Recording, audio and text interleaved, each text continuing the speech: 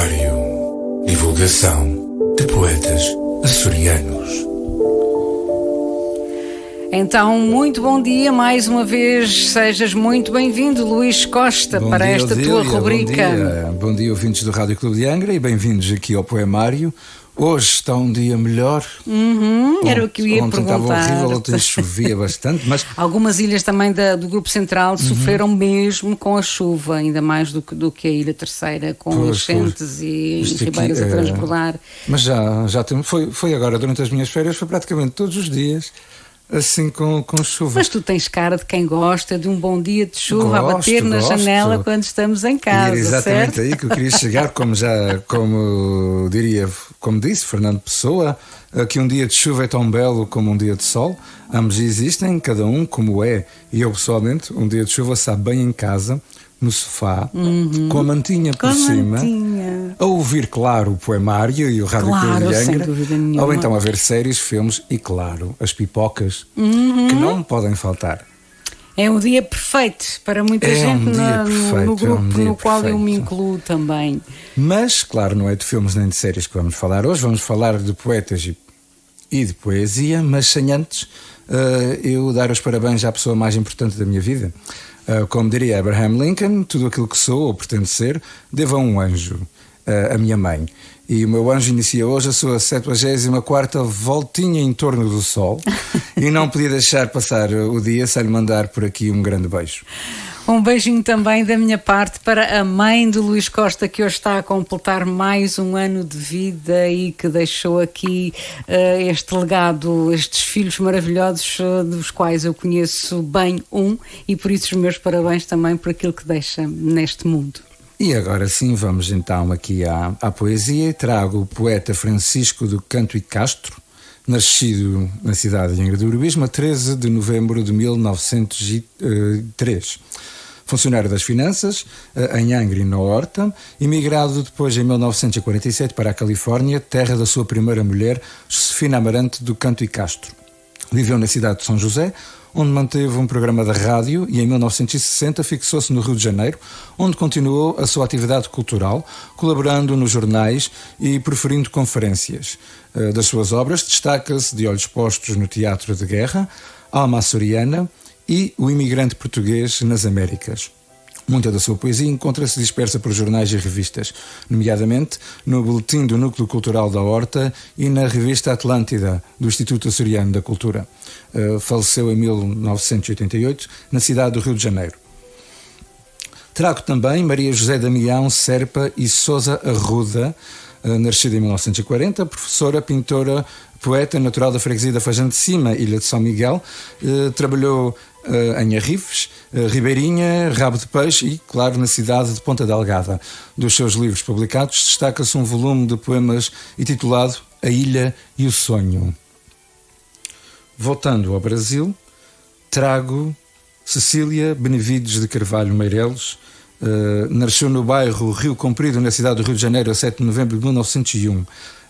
Trago a Cecília Meireles, fez anos no passado dia 7 de novembro, e que aos 3 anos de idade, após a sua mãe falecer, passou a morar com a sua avó materna, Jacinta Garcia Benevides, uma portuguesa, nascida na Ilha de São Miguel, Açores, e na época viúva, a única sobrevivente da família, e criou-a com a ajuda da padrina, a babá da menina.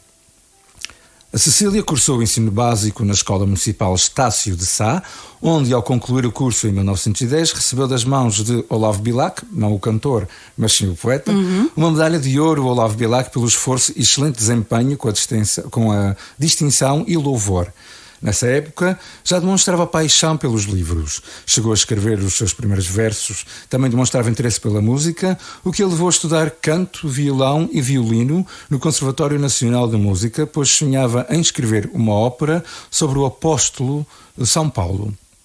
No entanto, posteriormente, decidiu dedicar só à literatura, tendo em vista que não conseguiria desempenhar com perfeição as várias atividades a que se propôs. Eu acho que ela conseguiria. Ela, a nível da literatura, para mim, é uma das grandes poetisas do século XX. talento não faltava, faltou algum incentivo, se calhar, não é? E se calhar. Cecília Meirelles era muito curiosa e era uma pessoa muito sozinha, sobretudo porque a sua avó, na infância, não a deixava sair para brincar, mesmo quando era chamada por outras crianças. Durante uma entrevista, Cecília disse que em toda a vida nunca se esforçou por ganhar, nem se espantou por perder. A infância solitária rendeu-lhe 2 pontos que para ela foram positivos: a solidão e o silêncio. Aos 16 anos de idade, formou-se na Escola Normal do Distrito Federal, no Rio de Janeiro, onde teve como professores o historiador Basílio de Magalhães, a escritora infantil Alexina Magalhães Pinto e o poeta Osório Duque Estrada. Por consenso, foi escolhida como oradora do seu grupo de formatura. A partir de então, passou a lecionar. A 28 de outubro de 1922, já tendo publicado o seu livro de estreia aos 18 anos, casou-se com Fernando Correia Dias Pinto, desenhista, ilustrador e artista plástico que havia-se mudado para o Brasil em abril de 1914, radicando-se no Rio de Janeiro e contribuindo para o desenvolvimento das artes gráficas no país. A união dos dois gerou 3 filhas, Maria Alvina, Maria Matilde e Maria Fernanda, só mulheres. Além disso, a união com Correia Dias proporcionou à escritora um contato com o movimento poético em Portugal no início do século XX, do qual Fernando Pessoa fez parte, e uma parceria também na ilustração da sua obra. A Cecília dedicou-se a estudar visando um curso promovido pela Escola Normal para preencher o cargo de professor catedrático.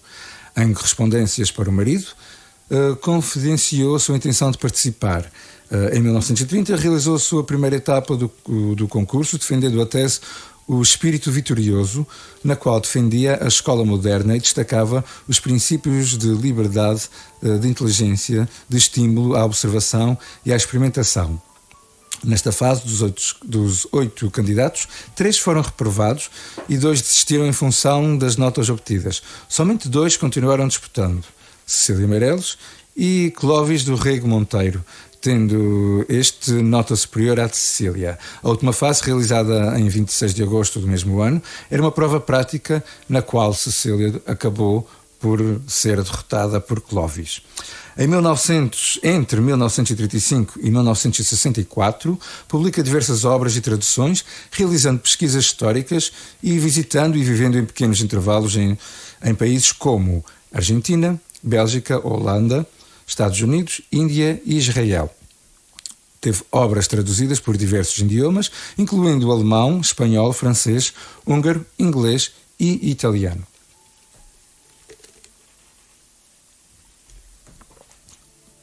Um pouco de água, não é? De 1935 a 1938, ela foi professora de literatura luso-brasileira e de técnica e crítica literária na Universidade do Distrito Federal. Na altura, que era na época no Rio de Janeiro. Em 1940, ela deu um curso de literatura e cultura brasileira à Universidade do Texas, em Austin, e ao longo da década ela viaja pela América, passando pelo México e Chile, e também visitando em 1944 Uruguai e Argentina, e publica uma obra em Boston em 1945. Em 1951 viaja até França, Bélgica, Holanda e os Açores. E aposenta-se do cargo de diretora da Prefeitura do Distrito Federal.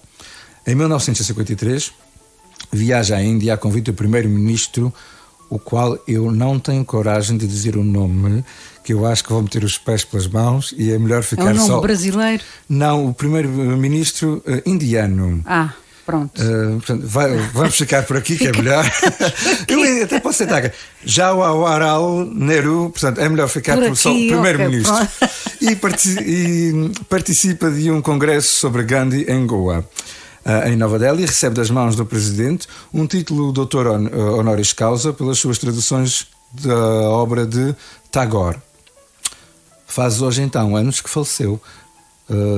Faleceu a 9 de novembro de 1964 na cidade do Rio de Janeiro, aos 63 anos. E pronto, por hoje é tudo. Já sabe, pode-nos acompanhar todas as terças aqui na antena do Rádio Clube de Angra e também pelo site www.rcangra.pt. Siga-nos também pelo Instagram, Poemário a Cores, ou pelo Facebook, www.facebook.com/poemariorca. Se perdeu algum dos conteúdos do Rádio Clube de Angra, já sabe, pode ouvir através do YouTube. tudo o que se faz aqui no Rádio Clube de Angra. Basta subscrever e seguir para receber as nossas novidades sempre que saírem.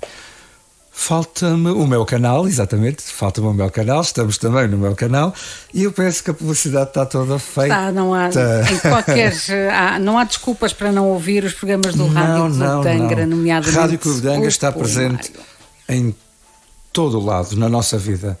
No rádio, no carro ou em casa, na rua, na algibeira, no nosso telemóvel, no computador, na televisão. Rádio Clube de Angra está ao nosso lado.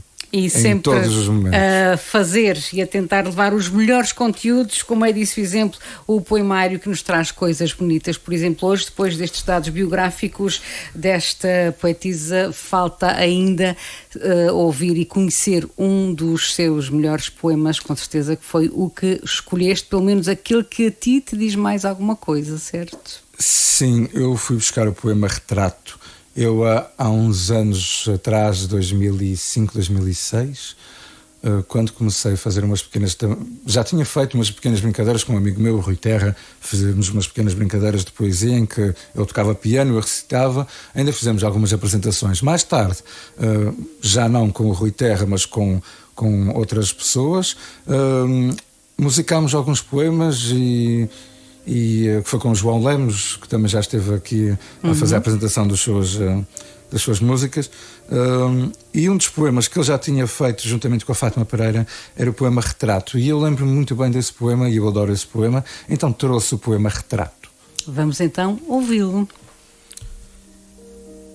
Eu não tinha este rosto de hoje, assim calmo, assim triste, assim magro, nem estes olhos tão vazios, nem o lábio amargo. Eu não tinha estas mãos sem força, tão paradas e frias e mortas. Eu não tinha este coração que nem se mostra. Eu não dei por esta mudança, tão simples, tão certa, tão fácil. Em que espelho ficou perdida a minha face? Bonito demais, como sempre. Muito obrigada por este bocadinho, por esta beleza que nos trazes todas as manhãs às terças-feiras. Continuação de uma boa semana para ti. Obrigado. Até à próxima. Pronto, pelo menos até ao final das férias, não é? Tá bem. O que é bom acaba-se depressa. Não, é bom não lembrar disso. É bom aproveitar cada minuto. Até já. Até outro dia. Poemário. Divulgação de poetas açorianos.